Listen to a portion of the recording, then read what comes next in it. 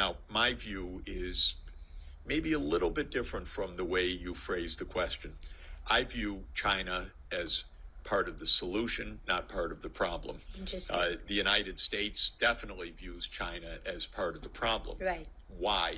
It's very important to understand why. China became a U.S. enemy a decade ago. You can even note the dates in which the rhetoric changed from partner or traitor to adversary and then to enemy. It started about 10 years ago. Why? For a simple reason. China became very successful. That's all. Yeah. So the United States does not like competitors, period. China's a competitor. It is a first-rate competitor. It's out competing the United States on countless technologies right now. Electric vehicles, battery supply chains, 5.5G transmission, renewable energy, long-distance power transmission, fourth-generation nuclear, and it is on par with the United States and others. I can't express enough how much the United States hates China's success. Okay. Not that China has done something terrible to the United States, but China has succeeded. China said in 2014, here are 10 industries where we want to be competitive, where we'd like to lead by 2025. They made a project called Made in China 2025. Right. Very clever. We are now in 2025. You know what? In most of those sectors, they succeeded. They made in 2017 a national development strategy for artificial intelligence. They wanted goals by 2025. Comes 2025, DeepSeek. My God, this is really something. Yeah. So this is driving the Americans nuts. And India has its own issues with China. India has its border issues, which are real. They go back decades. India's had violent clashes in the Himalayas with China. But the fact of the matter is, India and China have a fundamental interest in a stable, multipolar world. The United States, it may sound strange and a little harsh and can be easily dismissed, but I'll say it anyway, just because it's true. The United States wants to use India against China. This is natural. The United States sees, okay, India doesn't like China. We can use India in the Quad, for example, in the military. India says, yes, we want military technology. The U.S. is our friend. We don't know about China and so forth. So the U.S. wants to use India. Of course, India is not going to be used. India is a civilization. India is not only a country. India is not going to be manipulated by 335 million people in the United States. A little bit bigger than UP, but not so much bigger than UP. So the truth of the matter is that fundamentally there's a kind of discordance where the U.S. thinks India will be our key to maintaining dominance over China. India says, no, well, look, it's a constructive relationship. Why not? We want military. We want tech. Right. We're not so happy about China. We're not going to be used, but we'll do this and that. The truth is, be a little careful because the U.S. is unstable and don't fall into the U.S. trap of China's the enemy. It's going to dump on us. It's got this overcapacity and so on. This is all U.S. rhetoric, by the way.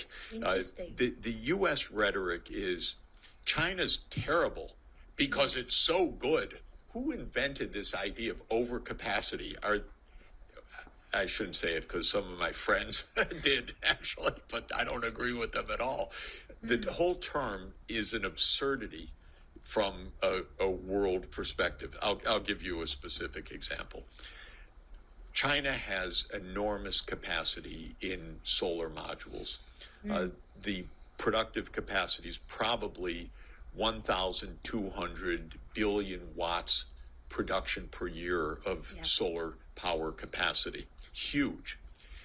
They're producing about half of that right now. The United States says overcapacity. That's a little crazy because the world needs all of China's capacity and more if we're going to head off climate disaster. Right. So we shouldn't be saying to China, cut back your capacity. That you would say if solar was somehow a destructive technology, but if solar is a world-saving technology, you don't call it overcapacity. You say, thank goodness someone's producing that. Yeah. Of course, India should be producing it too, so I'm not saying one versus another. Right. But the idea of overcapacity is an American meme that is a lazy, really stupid and phony idea, which translated into plain English is China's doing better than we are, so we better attack them for doing better than we are. So how do you think should India navigate this? So I think that India should say, look, the world's multipolar. We're happy to be one of those poles, by the way. We're the third largest economy in the world.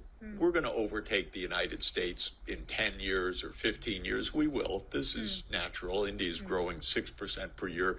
The United States at this rate maybe won't grow this year. Maybe it'll grow at 1% this year. But India will overtake the U.S. China's already overtaken the U.S. in purchasing power terms.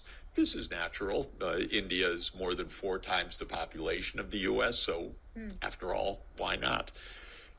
In a multipolar world, the major poles all need to be peaceful vis-a-vis each other. The key needs to be mutual respect. So if the major poles right now are the United States, Europe, Russia, China, India, and I hope soon some others, African Union, ASEAN, West Asia, the Arab League. There are other groupings that absolutely should be playing their role. The first point should be don't get into each other's nerves to the point of major conflict. Major regions, please stay out of conflict with each other. These are, by and large, nuclear powers. Nuclear powers can end the world if they even step on each other's toes and then annoy each other to the point of escalation and war. So what should India's policies be? Mutual respect. China, Russia, Europe, U.S. Now, this comes naturally to India. India invented the non-aligned movement. India said, we're not siding with one or the other. India, in my view, should not play in the Quad, for example. That's just my view. I think the Quad is a completely terrible idea, frankly. Why should this group align against China? Now, some people say, no, the Quad's not about anti-China. Of course, the Quad's about anti-China. That's playing the U.S. game. China and India directly should have strong bilateral relations. That's my view. Trading with each other, investing with each other, having normal relations, settling the Himalayan border issues, which, by the way, another theory of mine, all problems in this world go back to the British. So this really, unfortunately, is true. Not a coincidence. Britain was the global hegemon. It was, of course, the imperial power in this country. But it made a mess all over the world because it acted in arbitrary self-interest, not in global interest. This is not news exactly. And at some point in the middle of the 19th century, Mr. McMahon drew a line in the Himalayas to places he never visited. And that became the basis of the border disputes between China and India for the last 75 years. China and India are two great civilizations. They can resolve these issues. Okay.